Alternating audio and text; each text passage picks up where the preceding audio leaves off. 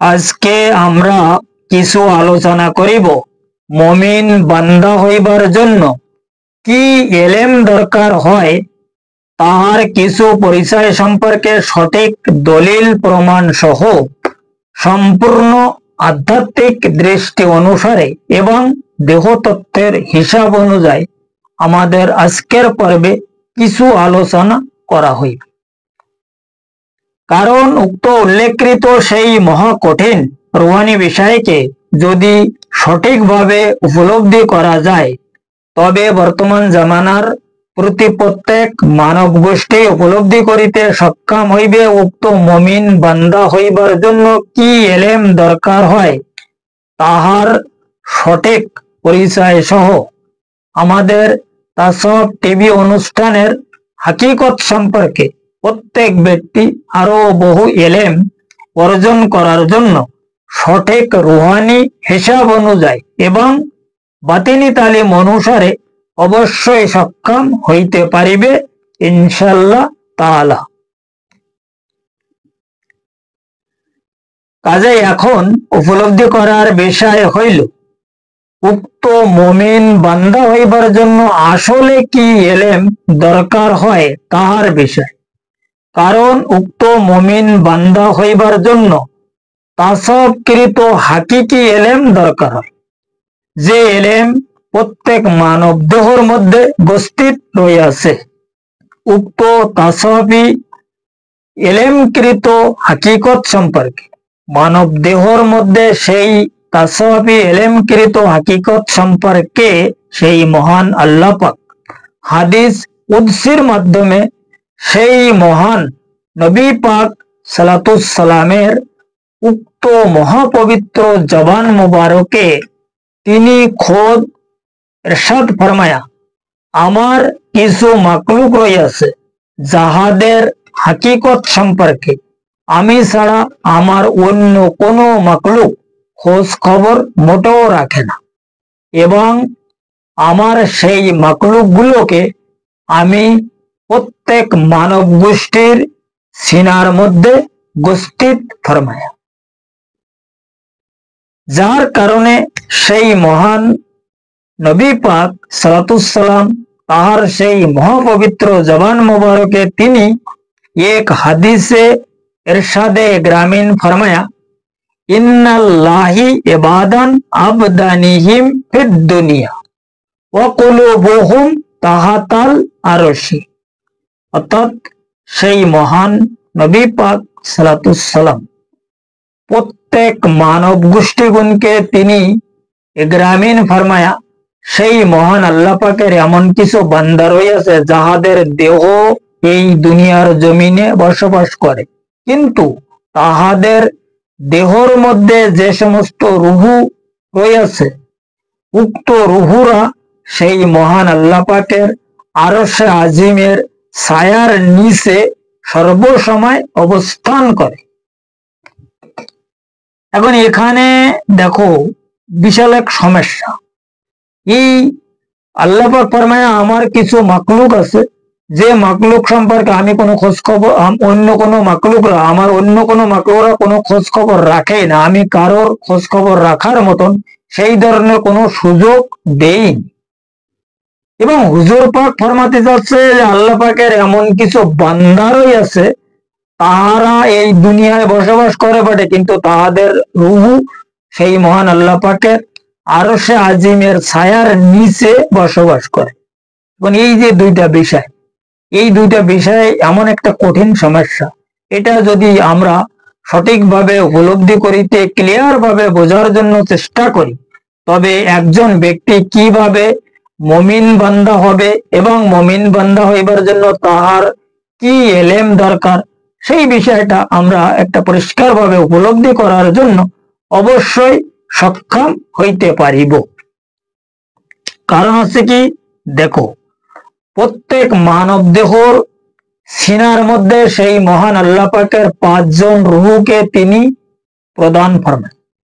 এই 5 জন রুহুর প্রধান রোজ তাহার নাম হইল কি লতিফায়ে কলব। এখন এই লতিফায়ে কলবের মধ্যে আরো 3 জন প্রাণী আছে তারা যাতে হচ্ছে ফেরেশতা। এখন এই চারজন যে প্রাণী অর্থাৎ চারজন বাতিনি ফেরেশতা সেই মহান আল্লাহ পাক প্রত্যেক মানব দেহর সিনার বাম সাইডে কলব রূহ হিসাবে তিনি উপস্থিত ফরমায়। কারণ কি, চারজন মানে বাতিনি ফেরেশতাকে তিনি একসঙ্গে ফানুস করিয়া ফের একজন আদম সন্তানের লতিফায় কলব বানাইছে। এখন ওই যে চারজন প্রাণীর নাম কোরআন হাদিসে বিভিন্ন স্থানে তিনি প্রকাশ ফরমায়, এবং ওই চারজনের নাম হলে একজন নাম হলো কলবে সানোয়ার, যিনি অরিজিনাল কলব। এরপরে একজনের নাম হলো কলবে সেলিম, একজনের নাম হলো কলবে মুনিব, একজনের নাম হইল কি কলবে শহীদ। এখন এই সানোয়ার, সেলিম, মুনিব আর শহীদ এই চারজন আমাদের দিলের মধ্যে, মানে এই চারজনকে আমাদের দিলের মধ্যে উপস্থিত রাখা হইয়াছে। এই হইল, এরাই হইল সেই মহান আল্লাহ পাকের মাকলুক, বাতিনি মাকলুক, যে মাকলুক সম্পর্কে তাহার অন্য কোনো মাকলুকরা কোনো খোঁজ খবর রাখেই না। কারণ এই মাকলুকগুলোর বিষয়ে সেই মহান আল্লাহ পাক ফেরেশতাদের কাছে জিজ্ঞাসা ফরমাইয়াছিল। যে সময় হযরত আদম আলাইহিস সালামের মধ্যে এই মাকলুককে তিনি প্রদান ফরমায়, ওই সময় প্রত্যেক মাকলুকের কাছে জিজ্ঞাসা করিয়াছিলেন যে তোমরা বলো এরা কারা।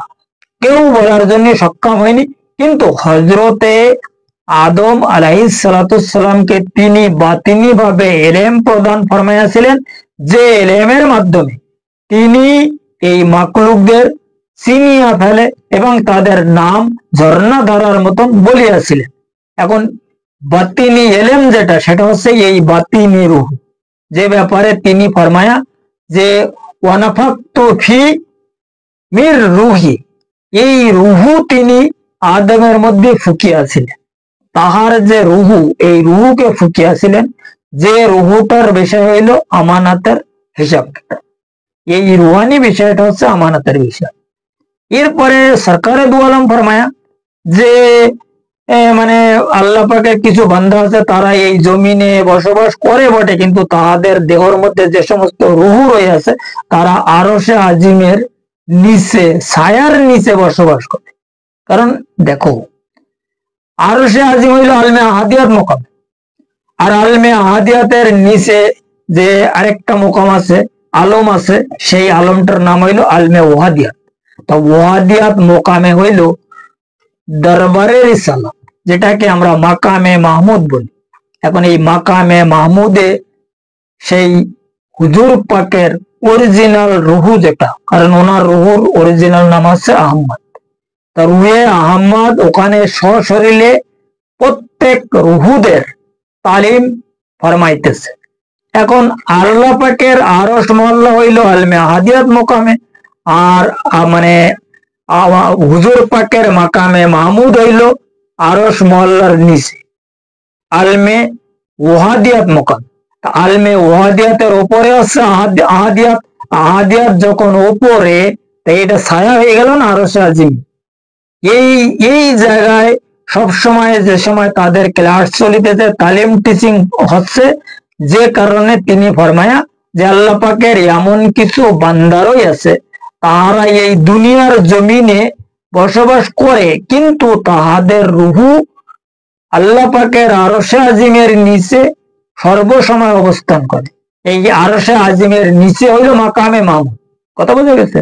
যেমন বাইতুল মামুর, এখন বাইতুল মামুরের নিচে হচ্ছে আমাদের মানে কাবা শরীফ, ঠিক তদ্রূপ ওখানে মাকামে মাহমুদের উপরে হচ্ছে আল্লাহ পাকের আরশে আজিম। এখন এই আরশে আজিম আর মাকামে মাহমুদ হচ্ছে উপর নিচে, আর বাইতুল মামুর আর আমাদের কাবা শরীফ এটাও উপর নিচে একদম সোজা সোজা। এই জন্যই এই ব্যাপারটা তিনি এই হাদিসে ফরমায়। আর এই হাদিসের মানে পাতানি কেডা কোন কায়দায়, কোন সমস্ত মানে আলেমরা কত কত কায়দায় করিতেছে, যেটা বলার বাইরে। আসল যেটা হাকিকত সেটা হচ্ছে এই। এখন এই যে রুহু আমাদের মধ্যে যেটা তিনি প্রদান ফরমায়া, এই রুহুদের যদি আমরা সঠিকভাবে সবল করিতে পারি, এই রুহুরা কিভাবে সবল হবে? সবল হবে তখন যখন কোনো ব্যক্তি সেই মহান আল্লাহ পাকের নূর হাসিল করিতে সক্ষম হইবে। কারণ এই রুহুদের খোরাক হইল নূর। যখন এরা সবল হবে তখন এরা ধীরে ধীরে বাইরে বেরিয়ে চলা শুরু করে দেবে। কলবে সানোবার কোনো সময় বাইরে বেরিয়ে না, ও কলব মানে সিনার মধ্যে থাকে, উনি ওখানে বসে বসে নূর সৃষ্টি করে দেয়। আর এক এক করে কলবে সেলিম, কলবে মুনিব, কলবে শহীদ, এরা সবাই বাইরে বেরোতে থাকে। আর একের পরে এক এরা মানে উপরের দিকে রওনা দিতে থাকে আর ওখানে পৌঁছিতে থাকে। ওখান থেকে তালিম টিচিং শুরু হয়। এখন এখানে শুধুমাত্র কলবের তালিম না, এখানে আরো বহু রুহু তালিম হয়, যে সমস্ত রুহু মানব দেহের মধ্যে আছে। এই কলবের শুধু কলব থেকে একটাই রুহু, এরপরে রুহু, সির, খফি, আখফা, এরপরে আনা, নফস, এরা এসব কোন জায়গায় যাবে? এও তো রুহু না। এখন এই সমস্ত রুহুর একমাত্র পরিচালক হইল কেডা? সরকারে দু আলম কালা রাসূলুল্লাহ সাল্লাল্লাহু তাআলা আলাইহি ওয়াসাল্লাম। এই কারণে গ্রামীণ ফরমায়া মানে যতক্ষণ পর্যন্ত তোমরা বাতিনি ইবাদত করিতে সক্ষম না হইবা ততক্ষণ পর্যন্ত তোমাদের কোনো জাহিরি ইবাদত কবুল হইবে না। কারণ যতক্ষণ পর্যন্ত হুজুরি কলব না হবে, তাই না? লা সালাতা ইল্লা বে হুজুরিল কলব।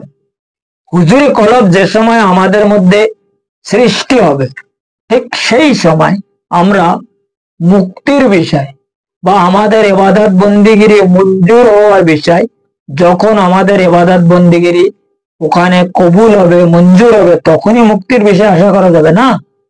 এই হলো মেন বিষয়। কোনো ব্যক্তি যদি কোনো জায়গায় চাকরি করে, তো উনি যদি প্রতিদিন হাজিরে সই করে, ওই হাজিরের যে রেজিস্টার আছে, ওই রেজিস্টারে যদি তার নাম লেখা থাকে, তাহলে কিন্তু মাসের শেষে ও বেতন পাবে।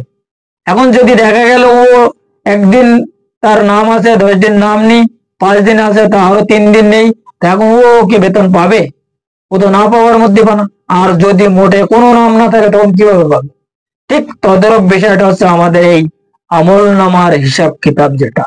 এখন আমল নামা সেই সময় খুঁজে পাওয়া যাবে যদি আমরা সেইভাবে ইবাদত বন্দিগিরির নিয়ম হিসাবে কোরআন এবং হাদিসের একমাত্র সংবিধান অনুযায়ী রুহানি সংবিধানকে উপলব্ধি করিতে সক্ষম হইতে পারি।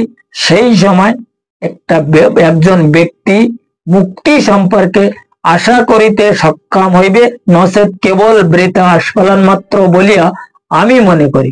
যাই হোক, আজকের আলোচনা এই পর্যন্ত রাখা হইল। আগামী পর্বে আরো কিছু আলোচনা ইনশাআল্লাহ তাআলা করা হইবে, যদি আমার সেই মহান মুর্শিদ মাওলা আমার প্রতি দয়া ফরমায়। ইনশাআল্লাহ তাআলা আবারও দেখা হবে।